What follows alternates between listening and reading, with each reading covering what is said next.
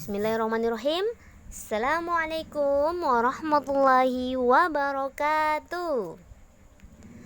Apa kabar hari ini? Alhamdulillah, luar biasa. Tetap semangat, semakin cerdas. Yes, yes, yes. Allahu Akbar.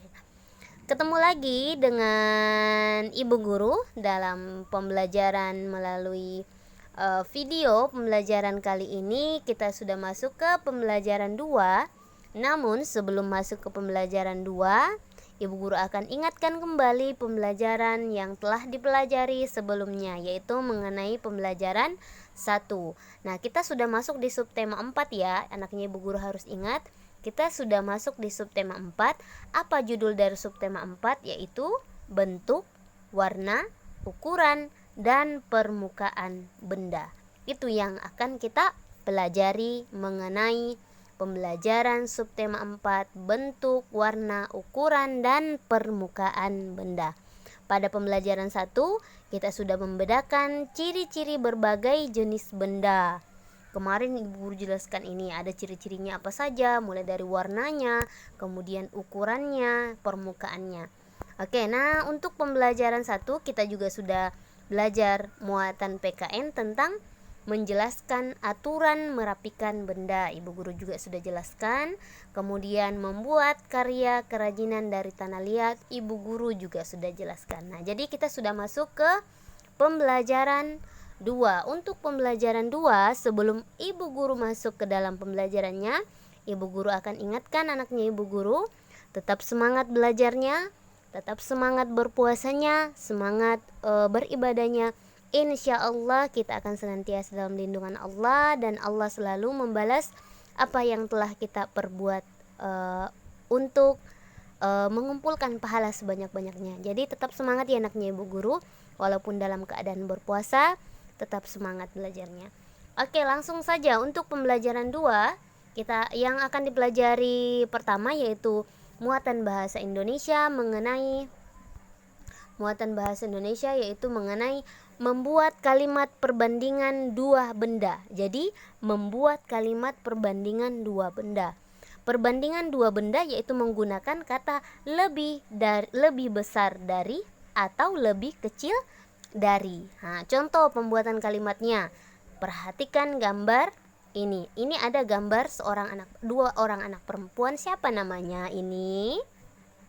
Nah, namanya adalah Komang. Yang ini Mei. Nah, coba perhatikan benda yang dipegang oleh Komang dan benda yang dipegang oleh Mei. Benda yang dipegang oleh Komang dan Mei yaitu adalah boneka. Betul sekali, boneka. Nah, boneka yang dipegang oleh Komang, coba perhatikan ukurannya bagaimana? Besar atau kecil? Besar. Kalau yang dipegang Mei, kecil. Jadi kalimatnya bagaimana? Boneka Komang lebih besar dari boneka Mei. Atau boneka Mei lebih kecil dari boneka Komang. Nah, itu adalah salah satu contoh membuat kalimat perbandingan dua benda. Atau kadang ada soal yang mengatakan menggunakan kata tadi menggunakan lebih besar dari atau lebih kecil dari. Ada juga contoh kalimat yang menggunakan kata lebih berat dari atau lebih ringan dari. Kita gunakan dalam contoh yang ada di sini. Boneka Komang lebih berat dari boneka Mei.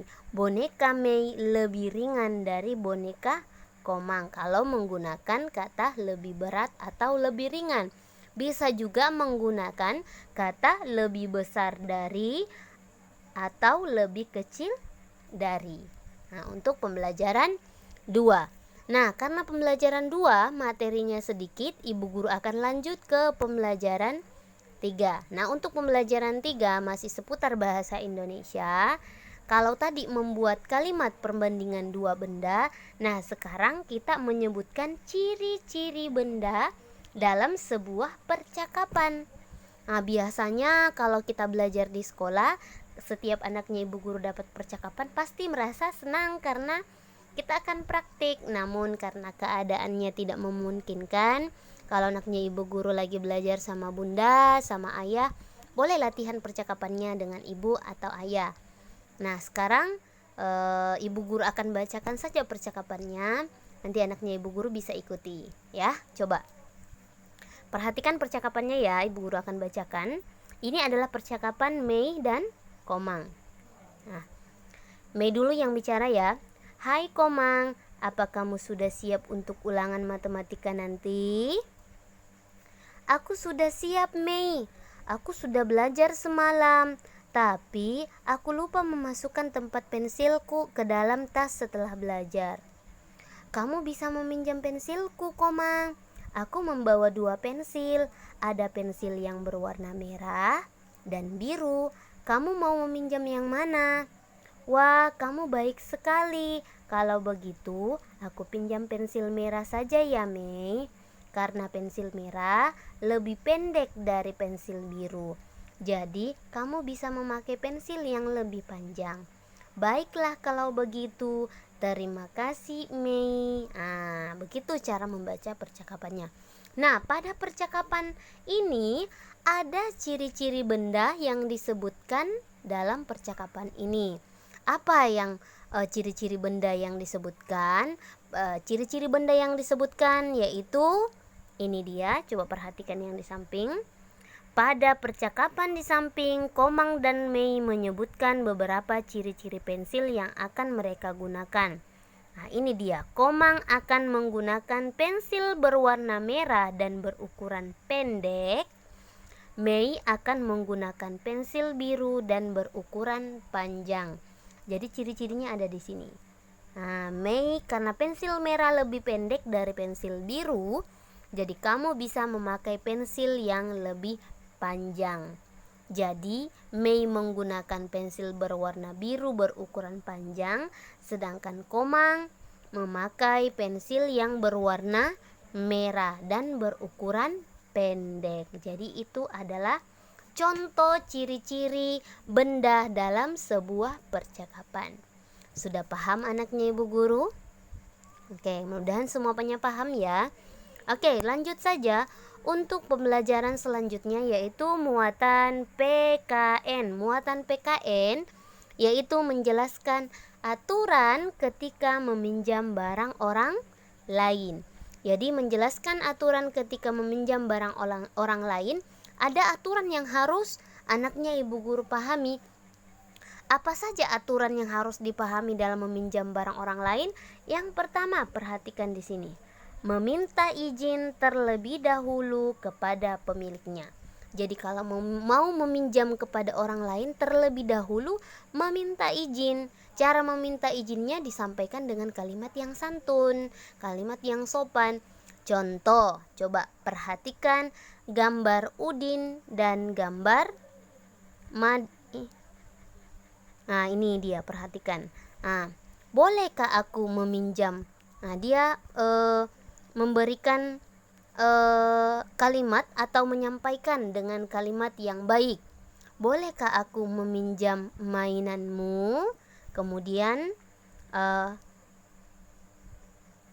Made menjawabnya, tentu saja Udin. Jadi ketika ada temannya yang mau meminjam barangnya, terlebih dahulu harus meminta izin. Jadi bolehkah aku meminjam barangmu?